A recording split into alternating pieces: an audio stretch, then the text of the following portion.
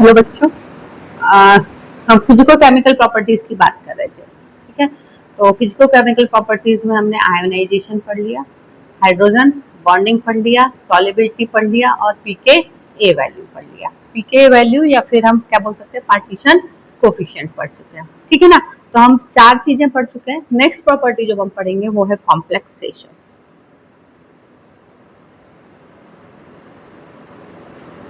Complexation तो सबसे important चीज बेटा, कॉम्प्लेक्सेस क्या होता है। कॉम्प्लेक्सेस एक स्पेशल टाइप के कंपाउंड्स हैं जिसमें मेटल आयन और लिगेंड्स आपस में किससे जुड़े होते हैं, कोऑर्डिनेट बॉन्ड से जुड़े होते हैं। ठीक है, तो मेटल आयन जो होता है बेटा, उसके पास कौन सा चार्ज होता है, प्लस चार्ज होता है। ठीक है, उसके साथ बाउंड होता है कौन, लिगेंड बाउंड होता है। लिगेंड जो है उनके पास होता है बेटा लोन पेयर ऑफ इलेक्ट्रॉन। वो अपना लोन पेयर ऑफ इलेक्ट्रॉन किसको दे सकते हैं, मेटल्स को दे सकते हैं। तो मेटल के साथ आकर के कौन जुड़ रहा है, लिगेंड जुड़ रहा है। ठीक है, लिगेंड के पास क्या है, लिगेंड को हम एल से डिनोट कर सकते हैं। तो लिगेंड के पास क्या है बेटा, लोन पेयर ऑफ इलेक्ट्रॉन है। तो ये जो मेटल आयन है, इस मेटल आयन को लिगेंड क्या करता है, अपना lone pair of electron donate कर देता है।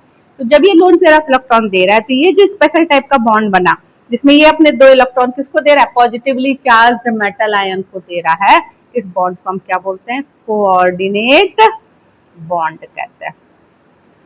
ठीक है, तो कॉम्प्लेक्सेस का क्या हो गया, कॉम्प्लेक्सेस मेटल और लिगेंड के बीच में बने हुए कंपाउंड्स को क्या बोल देते हैं, हम कॉम्प्लेक्स बोल देते हैं।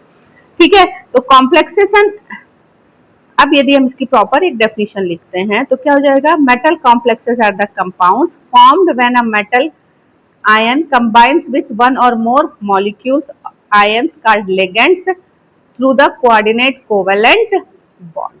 ठीक है, तो जब कोऑर्डिनेट कोवेलेंट बाउंड से जुड़ करके कोई भी कंपाउंड से आकर के जुड़ता है, उसको हम क्या बोल देते हैं, कॉम्प्लेक्स बोल देते हैं। तो एक डेफिनेशन, प्रॉपर डेफिनेशन क्या हो गई, metal complex is a compound formed when a metal ion combines with one और मॉलिक्यूल्स और ions called ligands through a coordinate covalent bond. तो ये हो गया क्या बेटा, कॉम्प्लेक्स हो गया है। अब इसके बाद ये जो कॉम्प्लेक्सेस होते हैं, ये 2 तरीके के होते हैं। कौन कौन से कॉम्प्लेक्सेस हैं, कॉम्प्लेक्सेस बेटा 2 टाइप के हैं आपके। एक होता है तुम्हारा, इसके पहले ना टाइप्स ऑफ कॉम्प्लेक्स करने से पहले हम क्या कर लेते हैं, लिगेंड और मेटल आयन की बात कर लेते हैं।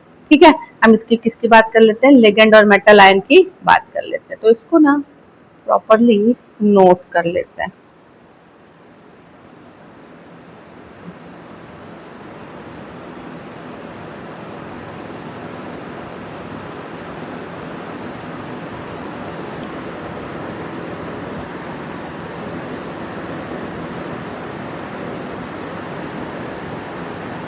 याद अभी यहाँ देखना बेटा, है ना, जनरल फॉर्मूला मेटल कॉम्प्लेक्सेस के लिए जनरल फॉर्मूला की बात करते हैं। मेटल आयन लिगेंड के साथ मिल रहा है, क्या मिल रहा है, बन रहा है मेटल कॉम्प्लेक्स बना रहा है। ठीक है, मेटल आयन किससे मिलके, लिगेंड से मिलके बना रहा है मेटल कॉम्प्लेक्स बना दे रहा है। कैसे एग्जांपल, फॉर एग्जांपल देखो, इसमें हमारा कॉपर जो है ना किसके साथ मिल रहा है, देखो अमोनिया, NH3 क्या है, NH3 जो है बेटा एक लिगेंड का काम कर रहा है। क्यों कर रहा है, देखो नाइट्रोजन जो होता है उसके पास क्या होता है, लोन पेयर ऑफ इलेक्ट्रॉन। ये अपना लोन पेयर ऑफ इलेक्ट्रॉन किसको दे रहा है, कॉपर को दे रहा है। ये जो कॉम्प्लेक्स बना, ये क्या बन गया, कॉम्प्लेक्स बना, या जिसको हम क्या बोल देते हैं, चेलेट बन गया। ठीक है, अब हमारा जो मेटल कॉम्प्लेक्स होते हैं, इसके क्या क्या पार्ट्स होते हैं। सबसे पहला पार्ट है इसमें क्या है बेटा, सेंट्रल मेटल एटम है।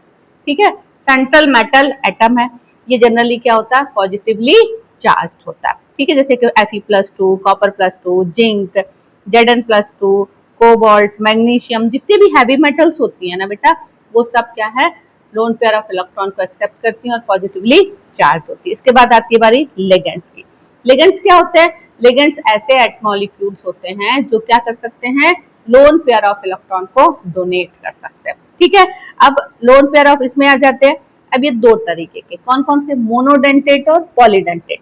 मोनोडेंटेट का मतलब हो गया बेटा, मोनोडेंटेट ऐसे होते हैं जो कि एक लोन पेयर ऑफ इलेक्ट्रॉन दे सकते हैं। क्या दे सकते हैं, 1 लोन पेयर ऑफ इलेक्ट्रॉन दे सकते हैं, उनको क्या बोलते हैं हम, मोनोडेंटेट बोल देते हैं। जैसे कि अमोनिया हो गया, वाटर हो गया, क्लोरीन हो गया, Cl-। ठीक है, ये क्या हो गए, मोनोडेंटेट लिगेंड हो गए। दूसरे कौन से टाइप पे बेटा, एक ये मोनोडेंटेट हो गए। सेकंड होता है कौन सा, पॉलीडेंटेट लिगेंड। पॉलीडेंटेट मतलब जिनके पास बहुत सारे लोन पेयर ऑफ इलेक्ट्रॉन होते हैं और वो उनको दे सकते हैं, वो क्या हो जाते हैं, पॉलीडेंटेट लिगेंड्स हो जाते हैं। इसमें एग्जांपल आ जाएगा क्या तुम्हारा बेटा, EDTA, है ना। यदि हम EDTA का स्ट्रक्चर बनाए ना, तो तुम देखो नाम क्या है इसका, EDTA का पूरा नाम क्या होता है, इथिलीन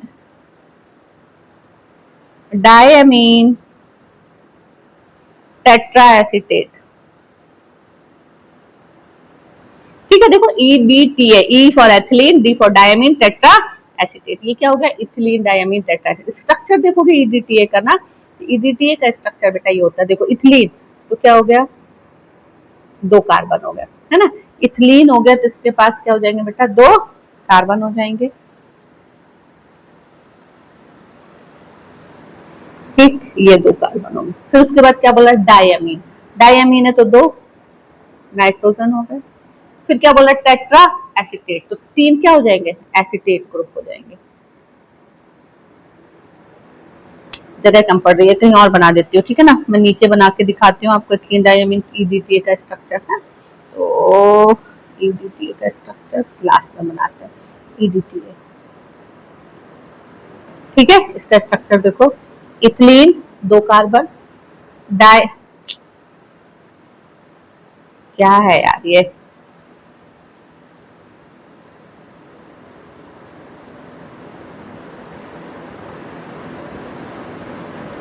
दो कार्बन हो गए, डायमीन मतलब 2 नाइट्रोजन हो गए, टेट्रा एसीटेट मतलब इसमें 4 क्या लग जाएंगे, एसीटेट ग्रुप लग जाएंगे, CH2COOH, CH2COOH, CH2COOH, CH2COOH, ठीक है। अब इस हाइड्रोजन की हम बैलेंसिंग कंप्लीट कर देंगे, ठीक है। ये हमारा मॉलिक्यूल क्या हो गया बेटा, इथिलीन डायमीन टेट्रा एसीटेट। बहुत आसान है, नाम से स्ट्रक्चर बनता है, इथिलीन मतलब 2 कार्बन, डायमीन मतलब 2 नाइट्रोजन, और टेट्रा एसीटेट मतलब 4 एसीटेट ग्रुप लग गए। हमारा ये जो लिगेंड है ना बेटा, ये क्या होता है पता है, हेक्साडेंटेट होता है। कैसा होता है, हेक्साडेंटेट। हेक्साडेंटेट मतलब ये 6 लोन पेयर ऑफ इलेक्ट्रॉन देता है। क्या देता है, 6 लोन पेयर ऑफ इलेक्ट्रॉन। कहां से आ रहे हैं 6, देखो 2 ये हो गए और 4 किससे हो गए, एसीटेट ग्रुप से हो गए। तो 2 नाइट्रोजन दे देती है, एक ये और ये 4 जो एसीटेट है, ये 4 से हमको 4 टोटल कितने मिल गए, 6 इलेक्ट्रॉन मिलते हैं। इसलिए क्या होता है बेटा, हेक्साडेंटेट लिगेंड की तरह बिहेव करता है, ठीक है। तो हमने बताया लिगेंड कितने टाइप के, 2 टाइप के, मोनोडेंटेट और पॉलीडेंटेट। तो मोनोडेंटेट में अमोनिया, वाटर और क्लोरीन आ गया, पॉलीडेंटेट में कौन आ गया, EDTA आ गया, ठीक है।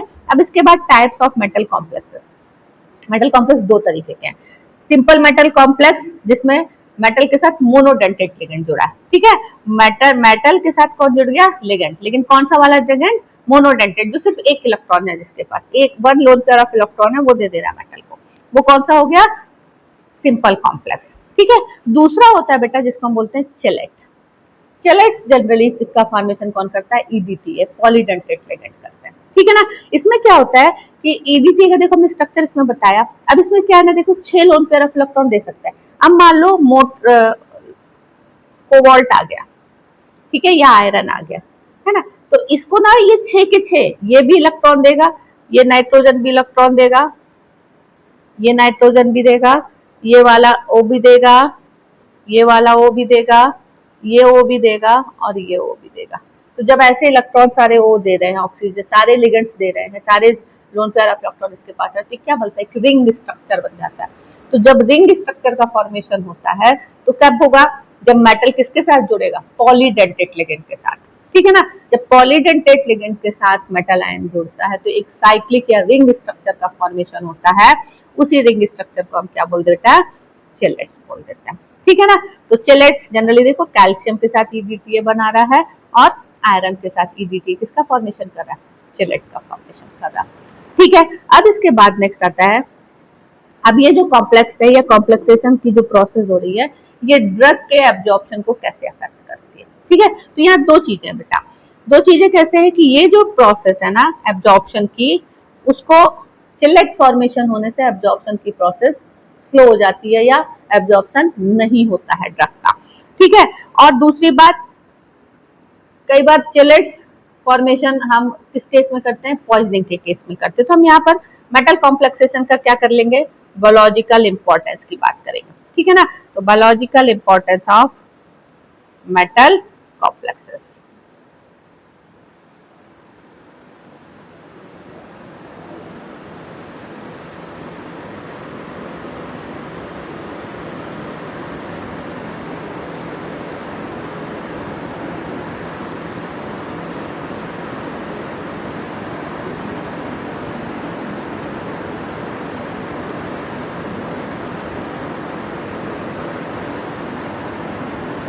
ठीक है, यहाँ देखो बेटा, biological importance of metal complexes.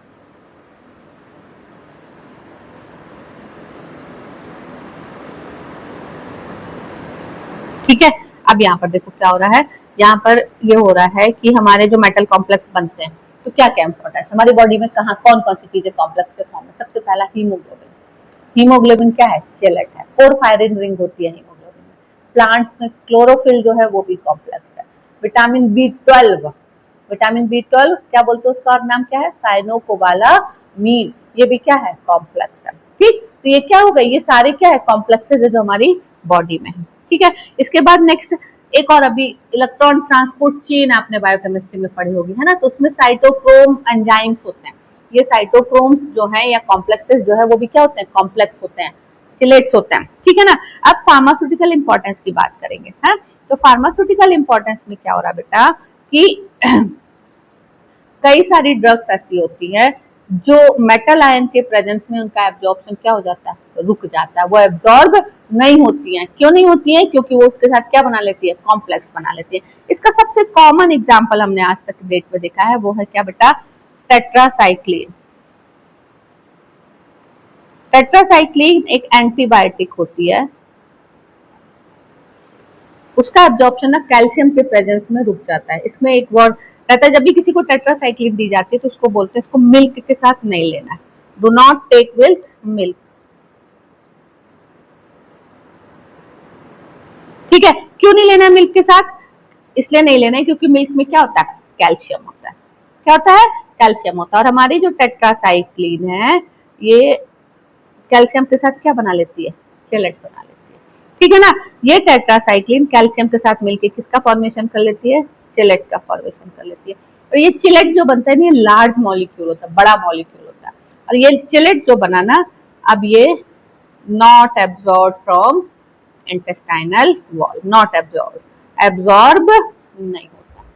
समझ में आई बात है। तो क्या हुआ, टेट्रासाइक्लिन को मिल्क के साथ या कैल्शियम के साथ नहीं दे रहे। क्यों नहीं दे रहे, क्योंकि उसका एब्जॉर्प्शन नहीं हो रहा, क्योंकि वो क्या बना ले रहा है, चिलेट बना ले रहा है। एक एग्जांपल इसका ये हो गया। ठीक है, इसके अलावा बेटा फार्मेसी में ना चिलेट का और ज्यादा यूज होता है। क्या यूज होता है, हम ना इसको जनरली चिलेट फॉर्मेशन को यूज करते हैं किसके लिए, मेटल पॉइजनिंग के लिए। मेटल पॉइजनिंग के केस में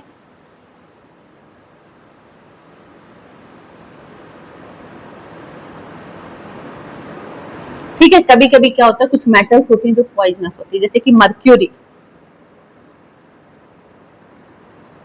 मर्क्यूरी क्या है, पॉइजनस होती है। ठीक है ना। अब ये मर्क्यूरी है, ये पॉइजनस है। कई कोबाल्ट, कॉपर, ये भी क्या, कॉपर भी क्या होता है, पॉइजनस हो जाता है। लार्ज अमाउंट में जब बॉडी में जाता है तो ये भी क्या हो जाता है, पॉइजनस हो जाता है। इनको बॉडी से बाहर निकालने के लिए क्या करते हैं, हम किसका फॉर्मेशन कराते हैं, चिलेट का फॉर्मेशन कराते हैं। ठीक है, तो जैसे कि मर्क्यूरी है, मर्क्यूरी के पॉइजनिंग के लिए यूज किया जाता है BAL। BAL क्या होता है बेटा, ब्रिटिश एंटी ल्यूसाइड।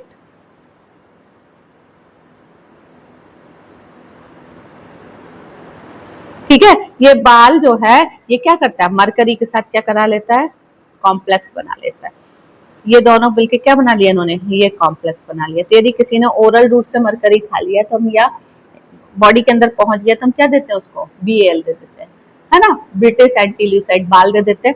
वो मर्क्यूरी के साथ देके क्या बना देता है, कॉम्प्लेक्स बना देता है। अब ये कॉम्प्लेक्स फिर है बॉडी से क्या हो जाता है, एक्सक्रीट हो जाता है। क्यों, क्योंकि मरकरी ने जो है ना, मरकरी जब इसके साथ जुड़ गई, किसके साथ, BAL के साथ जुड़ गई, तो उसकी टॉक्सिक प्रॉपर्टीज क्या हो गई, खत्म हो गई। क्या हो गया, मरकरी की टॉक्सिक प्रॉपर्टीज क्या हो गई है, खत्म हो गई। इसी तरीके से बेटा हम लेड पॉइजनिंग के लिए, लेड जिसको वो बोलते हैं शीशा, लेड की पॉइजनिंग के लिए क्या यूज करते हैं? लेड की पॉइजनिंग के लिए यूज करते हैं हम पेनिसिलामिन। नहीं, लेड की पॉइजनिंग के लिए पेनिसिलामिन नहीं यूज करते। लेड की पॉइजनिंग के लिए EDTA यूज करते हैं, EDTA, सॉरी।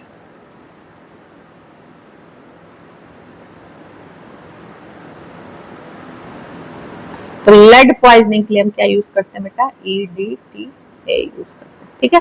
कॉपर पॉइजनिंग के लिए हम यूज करते हैं, क्या यूज करते हैं? पेनिसिलामिन यूज करते हैं, ठीक है। तो क्या हुआ, कॉम्प्लेक्सेशन को हम कहाँ यूज हो रहा है? दो जगह। एक तो कॉम्प्लेक्सेशन होने के कारण क्या होता है? ड्रग का एब्जॉर्प्शन नहीं होता है। क्यों? क्योंकि इंटेस्टाइन में जैसे ही चिलेट बनता है या कॉम्प्लेक्स बनता है तो एक लार्ज मॉलिक्यूल बन गया, वो हमारी प्लाज्मा मेम्ब्रेन या GIT के मेम्ब्रेन को क्रॉस नहीं कर पाता, ठीक है। दूसरी बात, कई बार किसी मेटल पॉइजनिंग के केस में हम क्या यूज करते हैं? कॉम्प्लेक्स बना देते हैं, तो मेटल की जो प्रॉपर्टीज है या टॉक्सिक इफेक्ट्स है वो क्या हो जाते हैं? खत्म हो जाते हैं, ठीक है। तो इसमें एग्जांपल आ गया, लेड पॉइजनिंग के लिए हम यूज करते हैं EDTA, कॉपर पॉइजनिंग के लिए यूज करते हैं पेनिसिलामिन, और तुम्हारे मर्क्यूरी पॉइजनिंग के लिए यूज करते हैं क्या? ब्रिटिश एंटील्यूसाइड या बाल यूज करते हैं, ठीक है। तो इस तरीके से जो है ना, कॉम्प्लेक्सेशन हमारी ड्रग्स की इफिकेसी को क्या करता है? अफेक्ट करता है। इसके अलावा बेटा एक और इम्पोर्टेंट चीज है, कुछ ड्रग्स की इफिकेसी को ना कॉम्प्लेक्स बना के हम बढ़ा भी देते हैं, ठीक है। जो तुम्हारे कॉम्प्लेक्स बना करके ड्रग की टॉक्सिसिटी को, सॉरी, इफिकेसी को बढ़ा देते हैं और साइड इफेक्ट को क्या कर देते हैं? कम कर देते हैं, या टॉक्सिसिटी को घटा देते हैं ना। तो कॉम्प्लेक्सेशन से हम सॉल्युबिलिटी को बढ़ा देते हैं और या इफिकेसी को बढ़ा देते हैं और साइड इफेक्ट्स को क्या कर सकते हैं? कम कर सकते हैं। तो कॉम्प्लेक्सेशन बहुत इंपॉर्टेंट रोल प्ले करता है किसमें? ड्रग की इफिकेसी में, एब्जॉर्प्शन में और साइड इफेक्ट्स को कम करने के लिए, ठीक है। ओके।